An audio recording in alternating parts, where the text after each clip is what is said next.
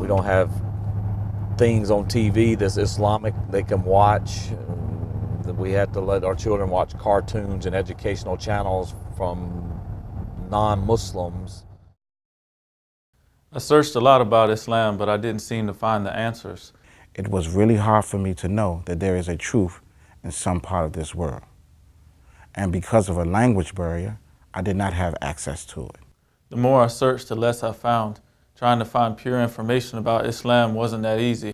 All I was hearing was how Muslims disrespect women and how women have no right in the religion, and how Islam is a religion of violence. I had to struggle to find the answer, but it seems I couldn't find the answer anywhere. I had to struggle. I did not know where to find my answers. Why do we face so much hardship?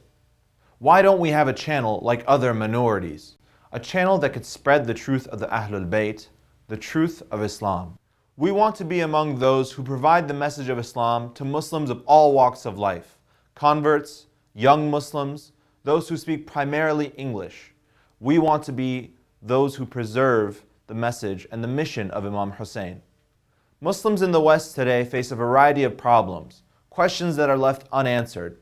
Our mission is to provide programming that addresses these questions in order to help our Shia community. Inshallah, one day that we can turn on the television and our children can watch educational programs from Muslims instead of non-Muslims. I think this would help Islam in America a lot, because our children, they grow up and they're educated by the non-Muslim, and they don't have anything about Islam on educational channels that's presented by the non-Muslims. It is indeed vital to have more broadcast media spreading the truth of the Ahlul Bayt. We find ourselves fortunate to have such a responsibility, to spread the beauty of their saying. Honestly, when I heard people here in the U.S. were establishing an all-English Shia channel to propagate the message of Ahlul Bayt, I couldn't believe what I was hearing. We need your help to accomplish our goals. We need your help to transfer the message of the Ahlul Bayt to the next generation. We are seeking bright ideas, feedback, the volunteer of talented individuals, and financial assistance. More Americans need Islam. They need education about Islam, whether they become Muslim or not, so they don't hold the prejudice against Muslims that they hold these days.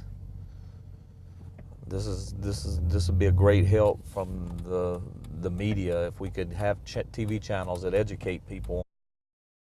If it is important for you to correct misunderstandings about Islam, if you are concerned with the words of the Ahlul Bayt reaching the next generation, and if you truly want to answer the call of Imam Hussain, Hal bin Nasirin Yansurani, then please lend a helping hand to the Anwar al-Hussain television network. The best thing that could happen is to have an English channel to spread the message of Imam Hussain, peace be upon him. I didn't really know a difference between Shia or Sunni. I never heard the words, basically. Or when I became Muslim, I took my Shahada, and one Muslim come up to me, asked me, he said, "Are you Sunni or are you Shia?" I said, "Well, I don't know. I've never heard these words before, you know," and I'd only been Muslim maybe a month. So when he left, one brother said, "Here, read these books," you know, and I started reading the history of Islam after the Prophet Muhammad sallallahu alaihi wasallam died, what happened and what transpired after his death. And I concluded that I was Shia, alhamdulillah, you know, because this was definitely the course that the Prophet wanted us to take, you know, was to follow Imam Ali alayhi salam and his descendants.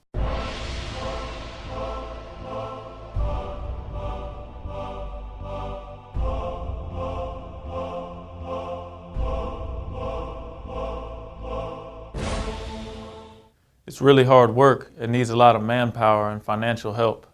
We ask our viewers who enjoy our programming to offer their support. Financial assistance of our viewership ensures that we put forth quality programming. We wish to show the Islam brought forth by the Prophet and his infallible progeny. For this to be fulfilled for this generation and the next, we ask that you lend a helping hand to the Anwar al-Hussain television network. Oh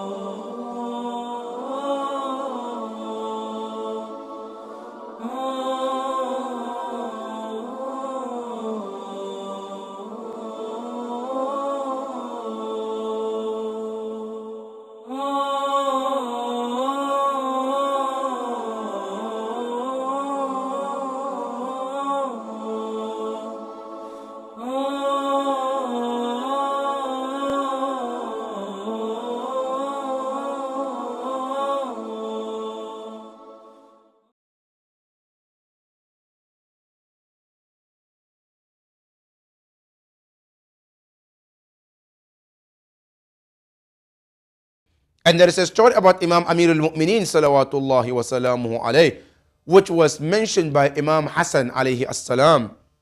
They said the night of Shahada, the night that Imam Amir al-Mu'mineen became a martyr, a shaheed, they went and buried Imam Amir al-Mu'mineen.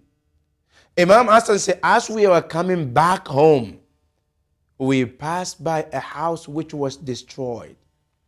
Then I heard someone, he said, فَسَمِعْنَا صَوْتَ الْبُكَاء الْأَنِينَ. Somebody was crying, is in pain. Imam Hassan said to Imam Hussain, let's go and see what is going on. Maybe somebody is there, they need help. Imam Hassan and Hussain, they went to the house. They saw a man who was laying there. And they said salam to the man. The man responded. They asked the man, Ma qissatuk, what is your story? Why are you here? It's uncompleted house. It's a destroyed house. Why are you here by yourself? Where is your family? What are you doing here?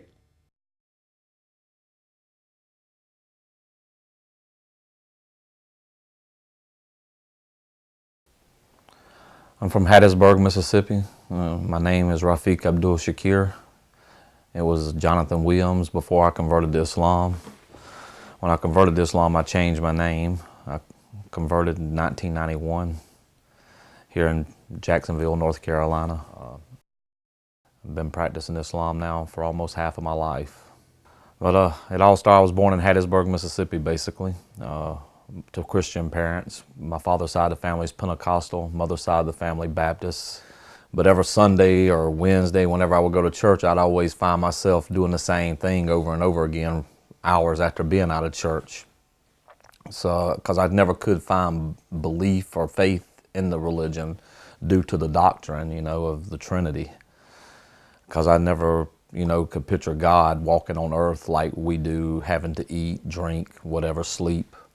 And so without having any faith based in the religion, I would always go back out. And so, but a friend of mine, anyway, when he asked me to read about Islam, study about Islam, I said, no, they don't believe in God, He said, no, we believe in God, read the book, And so I started reading books. I read the Quran, and I guess when I was reading the Quran, I was reading about all the prophets that I had read about in Christianity.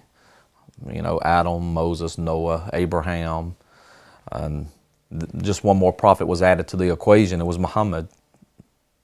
And so I said, this is the religion I believe in. It believes in the oneness of God and His uniqueness, that He's one, there's nothing like Him. We can't see Him. I said, this is my religion. I felt it right in my heart. It started putting my heart at rest, So I guess after about a month of reading the Quran, I converted to Islam. I took my Shahada and became Muslim. I grew up Catholic by name, although I never had a particular parish or church that we attended regularly. And of course, with moving all these years, it's hard to have that one home base. I didn't look at Jesus as God. In fact, it wasn't even until I was in my 20s where I realized, oh my goodness, the Catholic Church thinks Jesus is a God. Wow, I was dumbfounded. Because this idea had never settled in me and never made sense, first of all, and it never stuck on me, I was even dumbfounded that others found this to be true. One thing that I always point to, though, that I think really sums everything up and should point people in the right direction, is the fact that when our Holy Prophet died, sallallahu alaihi wasallam, who was there to wash him and bury him? Imam Ali. Where were everybody else? Dispersed. Do you need anything else? Do you need any other information? Do you really? Because this says it all. One of the other things that I experienced was, of course, the decision to wear hijab. And after I converted in October of 94, it wasn't a while until I decided to wear hijab. But the decision I made was, in my mind, I said to myself, I've decided to become a Muslim, and I take it seriously. Therefore, I'm not going to play cafeteria. And by that I mean Usually when you go into a cafeteria, you take your tray and you look at all the choices in front of you and you pick just a few and you put them on your tray and you check out. And I said, I'm not going to do that with Islam. I'm going to do the whole thing as best as I can. And therefore I said, if I've accepted that this deen is the truth and I have accepted that what I have been taught is truthful and right, and I both intellectually agree with it, emotionally agree with it, spiritually agree with it, then I will take on this responsibility of wearing the hijab. So that's what I did. And so actually it was in July of '96 that I put the hijab on.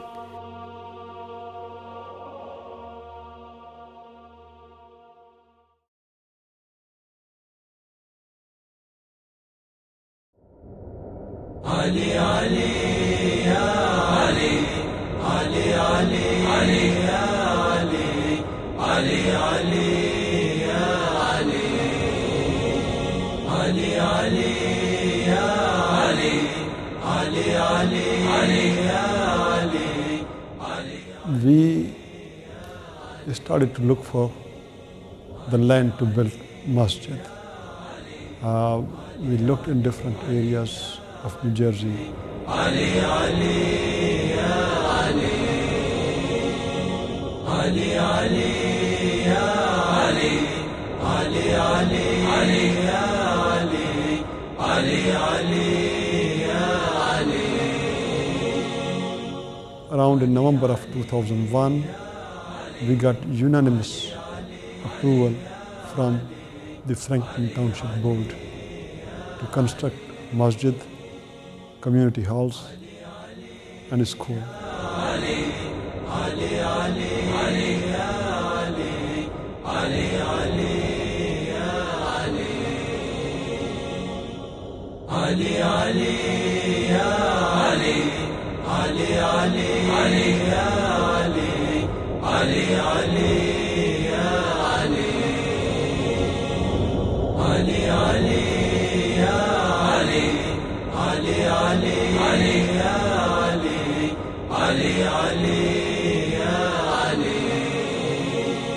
And Alhamdulillah, on 15th of Shaban, on the birthday of Imam Mahdiul Akhir Zaman, we did the groundbreaking ceremony of this masjid.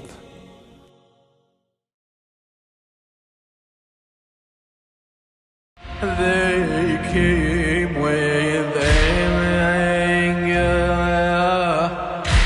to the purest rose that rose from Ahmed. They got to the door. They knew she was there. They attacked her. Wait for the morning when the sky will never turn blue. Oh, mother, please take me with you. That will be my dream coming true. Why and why did this happen?